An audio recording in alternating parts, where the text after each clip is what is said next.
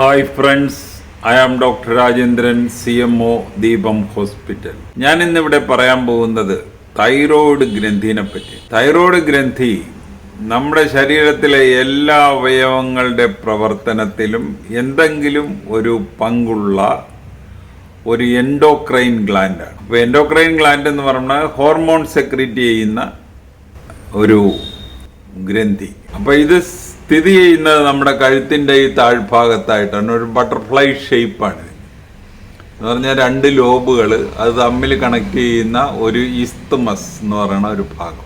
ഈ തൈറോയ്ഡ് ഗ്രന്ഥി യഥാർത്ഥത്തിൽ 3 ഹോർമോണുകൾ പ്രൊഡ്യൂസ് ചെയ്യും. ഒന്ന് T4 അല്ലെങ്കിൽ thyroxine, T3 triiodothyronine, തൈറോകാൽസിറ്റോണിൻ.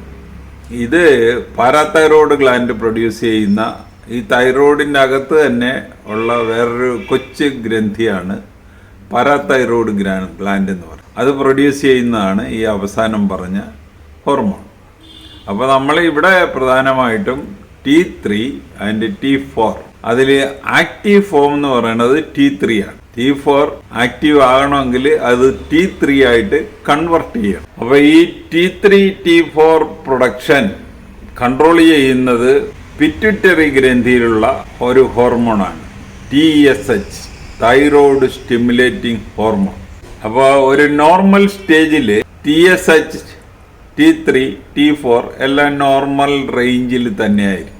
ഈ തൈറോയ്ഡ് ഹോർമോൺ ബ്ലഡിൻ്റെ അകത്ത് കുറയുന്ന, ബ്ലഡ് ലെവൽ തൈറോയ്ഡ് ഹോർമോൺ കുറയുന്ന ആ കണ്ടീഷന് ഹൈപ്പോതൈറോയിഡിസം എന്ന് പറയും. അപ്പോൾ ഹൈപ്പോതൈറോയിഡിസം ഉണ്ടാകുമ്പോൾ ഈ ബ്ലഡിൽ പിറ്റ്യൂട്ടറി ഗ്രന്ഥിയിൽ നിന്നുള്ള TSHൻ്റെ ലെവൽ കൂടും. എന്ന് പറഞ്ഞാൽ T3 T4 കുറയുമ്പോൾ പിറ്റ്യൂട്ടറി ഗ്രന്ഥി TSH പ്രൊഡക്ഷൻ കൂട്ടും. അങ്ങനെ അത് തൈറോയിഡിനെ സ്റ്റിമുലേറ്റ് ചെയ്യും.